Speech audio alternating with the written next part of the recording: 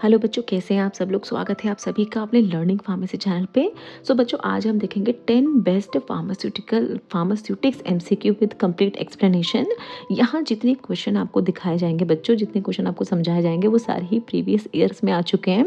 तो सारे क्वेश्चन पे ध्यान दें, एक्सप्लेनेशन पे ध्यान दें। और बच्चों, हमने अपने चैनल पे रैपिड फायर सेशंस की एक पूरी सीरीज चलाई है जो हमारे चैनल के जो मेंबर्स हैं उनके लिए है। तो काफ़ी सारे लोगों को इसके बारे में पता नहीं है। मेंबरशिप हमारी बहुत ही रिजनेबल रेट पे आपको मिल जाएगी।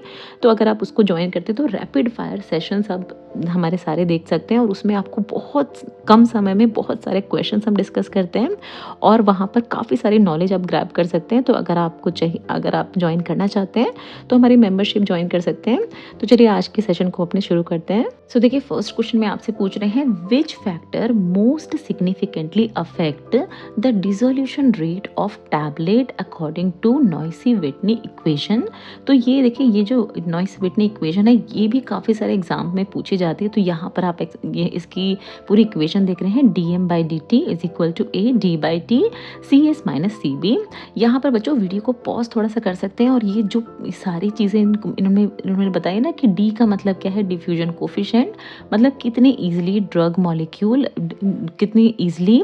मॉलिक्यूल मूव करता है सॉल्वेंट में। फिर ए आप देख रहे हैं surface area of liquid, then उसके बाद आप CS देख रहे हैं सैचुरेशन सॉल्युबिलिटी, फिर आप यहाँ पर C देख रहे हैं current concentration and H diffusion layer thickness. तो बच्चों इसलिए मैं थोड़ा सा ज़्यादा इस पर ध्यान आपका इंपॉर्टेंस चाह रही हूँ क्योंकि इसमें काफ़ी सारे एग्जाम्स में ना ये D की फुल फॉर्म, A की फुल फॉर्म, CS की फुल फॉर्म, सैचुरेशन सॉल्युबिलिटी ये भी पूछ लिया जाता है। तो इसलिए थोड़ा वीडियो को पॉज करके सारी, और इसकी ये क्या होता है ये भी आपको देखना है। डिफ्यूजन लेयर थिकनेस मतलब एक stagnant layer around the particle that slows dissolution, तो ये भी पूछ लिया जाता है। तो सारी फॉर्म्स के थ्रू आप एक बार गो थ्रू हो जाइए सारी फॉर्म से। तो बच्चों आंसर है इसका option D, particle size of drug. तो पार्टिकल साइज ऑफ ड्रग देख रहे हैं, ये फैक्टर जो है ये मोस्ट सिग्निफिकेंटली अफेक्ट करता है डिसोल्यूशन रेट टैबलेट को। अब देखिए, स्मॉलर पार्टिकल साइज होगा तो उसका सरफेस एरिया इंक्रीज होगा और जिसकी वजह से उसका डिसोल्यूशन भी ज़्यादा होगा। सरफेस एरिया क्या है, ए यहाँ पर जो आप देख रहे हैं ये सरफेस एरिया है, तो इसीलिए स्मॉल पार्टिकल, ज़्यादा सरफेस एरिया और ज़्यादा डिसोल्यूशन। नेक्स्ट पूछ रहे हैं, देखिए, which dosage form is design to bypass first pass metabolism. इसमें से कौन सी डोसेज फॉर्म ऐसी होती है जो फर्स्ट पास मेटाबॉलिज्म के थ्रू नहीं जाती है, यानी मेटाबोलाइज नहीं होती, ब्रेक डाउन नहीं होती है। तो कौन सा है, देखिए इसमें सबलिंगुअल टैबलेट, ओरल सस्पेंशन या एंटेरिक कोटेड टैबलेट। आंसर है बच्चों इसका ऑप्शन ए, सबलिंगुअल टैबलेट की। इस तरह की जो टैबलेट जो टंग के नीचे रखी जाती है ना, वो फर्स्ट पास मेटाबॉलिज्म पे नहीं जाती है। और यहाँ पर क्या है, देखिए यहाँ पर आप देख रहे हैं हेपेटिक फर्स्ट पास मेटाबॉलिज्म, मतलब हेपेटिक जहाँ भी आएगा समझ जाएंगे लिवर की बात हो रही है।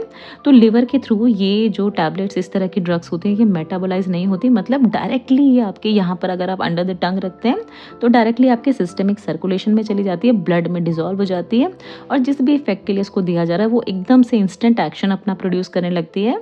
ना देखिए, नेक्स्ट क्वेश्चन पूछ रहे हैं, which parameter indicate uniformity of powder flow. मतलब एक तरह से आपसे पूछ रहे हैं कि इसमें से कौन सा पैरामीटर है जिसके थ्रू पता चलता है कि पाउडर की फ्लो प्रॉपर्टी कैसी है। पैरामीटर को इंडिकेट करता है विस्कोसिटी, मेल्टिंग पॉइंट, pH या एंगल ऑफ रिपोज। आंसर है इसका बच्चों option D, angle of repose. अब यहाँ से देखिए, मान लीजिए कोई कंटेनर है जिसके थ्रू इस तरह से पाउडर यहाँ से पोर किया जा रहा है इस तरह के फ्लैट सरफेस पे, ये पूरा फ्लैट सरफेस है। तो ये जो एंगल फॉर्म करता है, यहाँ पर आप देख रहे हैं ये जो एंगल फॉर्म कर रहा है इसको कहा जाता है एंगल ऑफ रिपोज। अब ये एंगल ऑफ रिपोज रिफ्लेक्ट करता है flow property. Lower angle indicate better flow. अब इसका क्या मतलब है, देखिए अगर कोई पाउडर है जो कि बहुत ही अच्छे से फ्लो होके आता है, ठीक है, फ्लो प्रॉपर्टी से काफ़ी अच्छी है, तो जब उसको ऊपर से इस तरह से नीचे पोर किया जाएगा फ्लैट सरफेस पे, तो वो देखिए ज़्यादा एरिया में इस तरह से स्प्रेड हो जाएगा क्योंकि अच्छे से फ्लो हो गया है वो। और यहाँ पर एंगल देखेंगे तो और छोटा इसका एंगल हो जाएगा और लोअर इसका एंगल हो जाएगा, इसीलिए बोला है lower angle indicate better flow. तो ये भी आपको याद रखना है। नेक्स्ट पूछ रहे हैं, देखिए, which excipient is commonly used as a disintegrant in tablets. Tablet में एज एन डिसइंटीग्रेटिंग एजेंट इसमें से क्या यूज़ किया जाता है। पहले देख लेते हैं डिसइंटीग्रेटिंग एजेंट क्या होता है। ये ऐसे एजेंट्स होते हैं, देखिए ऐसी जो केमिकल्स होते हैं जिनको ऐड किया जाता है टैबलेट्स में, ताकि वो आसानी से जब उसको ओरल रूट के थ्रू जब लिया जाए तो वो आसानी से ब्रेक डाउन हो जाए, डिसइंटीग्रेट हो जाए और फिर वो डिसोल्यूशन में चली जाए, हमारी बॉडी के जो फ्लूइड्स हैं उनमें वो आसानी से घुल जाए और जिससे कि वो अपना इफेक्ट शो कर पाए जिस भी इफेक्ट के लिए उसे दिया जा रहा है। तो आंसर है बच्चों इसका option B, micro crystalline cellulose यानी MCC।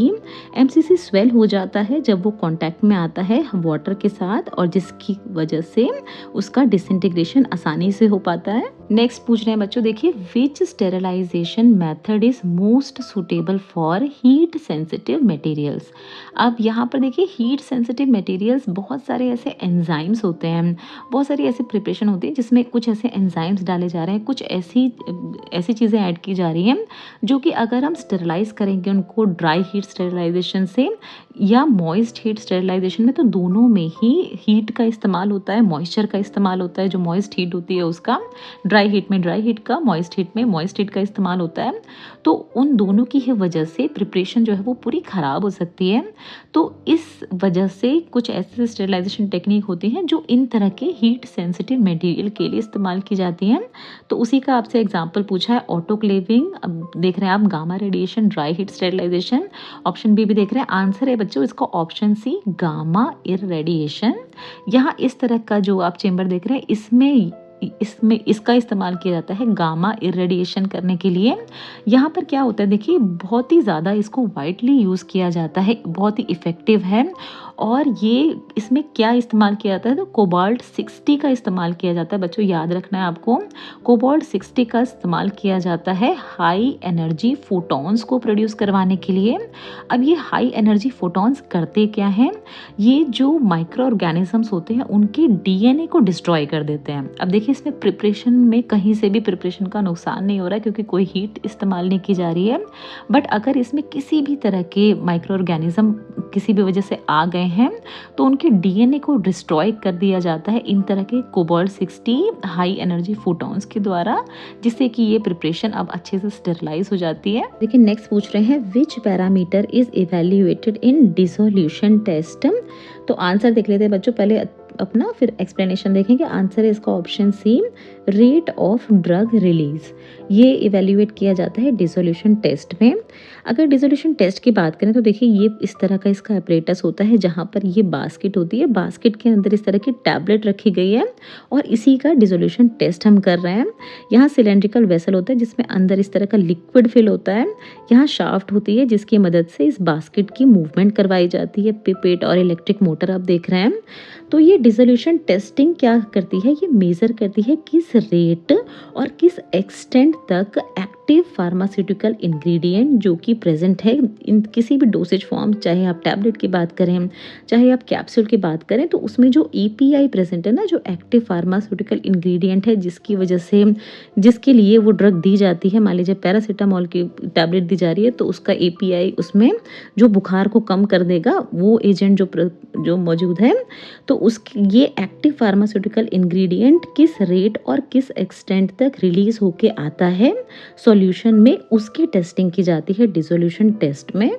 नेक्स्ट पूछ रहे हैं देखिए, which type of emulsion is typically used for oral administration. मतलब जो ओरल इमल्शंस प्रिपेयर किए जाते हैं वो किस तरह की इमल्शंस होते हैं। यहाँ पर आप दो एग्जांपल देख रहे हैं, oil in water and water in oil. तो बच्चों आंसर है इसका option D, oil in water. अब देखिए हमारी बॉडी का जो हमारा GI फ्लूइड होता है ना, वो क्या होता है, वो वाटरी ही होता है, हमारा ऑयली फेस का तो होता नहीं है। तो ऑयल इन वाटर इमल्शन ऐसे इमल्शन होते हैं जहाँ पर ये कॉन्टिन्यूस फेस जो आप देख रहे हैं ब्लू वाला, ये वाटर होता है और ये जो आप डिस्पर्स्ड फेस देख रहे हैं ये ऑयल होता है। तो हमारी बॉडी के लिए ज़्यादा यूज़फुल, जो ज़्यादा आसानी से घुल जाए हमारी बॉडी के फ्लूइड में, वो ऑयल इन वाटर तरह का इमल्शन होता है और दैट इज़ वाई इसको ओरल प्रिपरेशंस के लिए इसी तरह का ऑयल इन वाटर काइंड का इमल्शन यूज़ किया जाता है। अब देखिए नेक्स्ट क्वेश्चन पूछ रहे हैं, which polymer is commonly used in controlled released formulation. अब देखिए कंट्रोल रिलीज फॉर्मुलेशन होती क्या है, ये ऐसी फॉर्मुलेशन होती है जिनको एक बार दिया जाता है। मान लीजिए पर्सन जो है वो एक बार इसको ले रहा है, मॉर्निंग में उसने लिया, इसको इस तरह से बनाया जाता है कि डिफरेंट इंटरवल्स पे, ठीक है, आपने टैबलेट ले तो लिए पेशेंट ने, बट एक ही साथ उसके सारे इंग्रेडिएंट्स सिस्टमिक सर्कुलेशन तक नहीं पहुंचेंगे, गैस्ट्रिक जूस में वो एक तरह से सॉल्वेंट की फॉर्म में नहीं जाएंगे। इसमें क्या होता है, धीरे धीरे एक इंटरवल पे, जैसे मान लीजिए 8 घंटे में कुछ थोड़ा सा अमाउंट जो है ये रिलीज हुआ टैबलेट से, फिर उसके 8 घंटे बाद फिर थोड़ा सा अमाउंट रिलीज हुआ टैबलेट से। तो इस तरह से इसका कंट्रोल रिलीज फॉर्मुलेशन बनती है कि डिफरेंट डिफरेंट टाइम पे रिलीज होती हैं जो इसका एक्टिव फार्मास्यूटिकल इंग्रेडिएंट होता है वो। अब इसमें कौन सा पॉलीमर इस्तेमाल किया जाता है, तो बच्चों आंसर है इसका ऑप्शन सी, HPMC।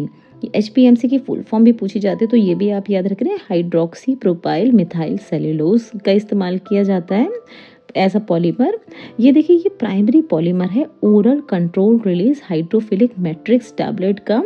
ये देखिए हमारी बॉडी के फ्लूइड में जाने के बाद इस तरह की हाइड्रेटेड जेल लेयर फॉर्म कर लेता है, स्वेल हो जाता है, और जिस यहाँ पर देख रहे हैं सोलेबल जेल लेयर बना लेता है जब हमारी बॉडी के फ्लूइड के साथ मिक्स होता है, और उसके बाद धीरे धीरे जो एक्टिव इंग्रेडिएंट्स हैं उनको सर्कुलेशन में रिलीज करवाना शुरू करता है।